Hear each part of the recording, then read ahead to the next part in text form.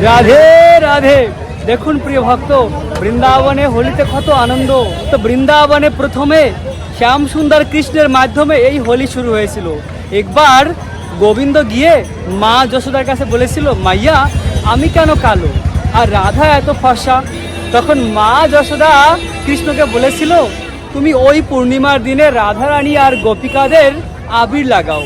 তো কৃষ্ণ সেই পূর্ণিমার দিনে আবির লাগিয়েছিল, আর সেই থেকে বৃন্দাবনে হোলি উৎসব। এই হোলি উৎসব নিয়ে আরও অনেক লীলা আছে, আজ আমরা শ্রবণ করব।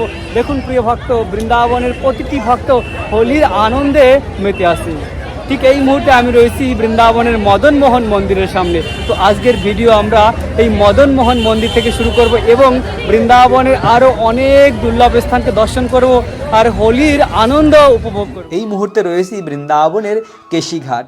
এই কেশিঘাটেই শ্যাম সুন্দরের অনেক মধুর লীলা রয়েছে। গোবিন্দ কেশিঘাটের পাশে যমুনার ধারে কদম গাছে উঠে বাঁশি বাজাতো, আর তার মধুর বাঁশির সুর। এবং কৃষ্ণ এই স্থানে কেশিঘাটে কেশি নামক দানবকে বধ করেছিল। কেশি দানবকে এই স্থানে বধ করেছিল, তাই এই স্থানের নাম হয়েছে কেশিঘাট। আর ভগবানের অনন্য ভক্ত রূপ গোস্বামী বর্ণনা করেছেন, যদি কেউ এই সংসারকে ভোগ করতে চায় তাহলে সে যেন কখনো বৃন্দাবনের এই কেশিঘাটে আসে না। যদি কেশিঘাটে এসেও পড়ে, যদি শ্যাম সুন্দরের একবার দর্শন হয়ে যায় তাহলে সে এই সংসারকে আর ভোগ করতে পারবে না, তাহলে সে শ্যাম সুন্দরের ভক্ত হয়ে যাবে।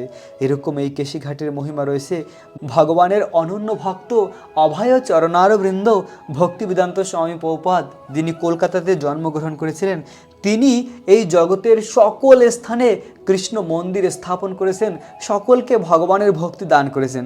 এবং বৃন্দাবনেও এই মন্দির শিল প্রভুপাদ বানিয়েছেন। দেখুন, বৃন্দাবনের এত সুন্দর জায়গায় এই ইস্কন মন্দির বানিয়েছেন শিল প্রভুপাদ। শাস্ত্রে বর্ণিত রয়েছে এই স্থান হলো রমণ রীতি। যমুনার থেকে কিছুটা দূরেই রয়েছে এই রমণ রীতি। এই স্থানে কৃষ্ণ বলরাম এসে রমণ করত, তাদের বিহার স্থল এবং গাভীদের পালন করত। যেহেতু এই স্থানে গাভীদের পালন হতো, তাই এই মন্দিরের পিছেই রয়েছে বিশাল বড় গোশালা, ইস্কনের গোশালা। কত সুন্দর! এই মন্দিরের নাম হলো কৃষ্ণ বলরাম মন্দির। এবং এই মন্দিরের সামনেই ভক্তরা দেখুন আবির নিয়ে কত আনন্দ করছে। হোলি উৎসব, এই হোলি উৎসবের অপার মহিমা রয়েছে। তো দেখুন প্রিয় ভক্ত, হোলি উৎসবে ভক্তরা এত আনন্দ করছে যে বৃন্দাবনের যে রাস্তা তাও রাঙান্বিত হয়েছে রঙের মাধ্যমে। আর কত ভক্ত একসঙ্গে হয়েছে এই দিব্য আনন্দে। তো প্রতি বছর গৌর পূর্ণিমার সময় বৃন্দাবনে এই হোলি উৎসব হয়।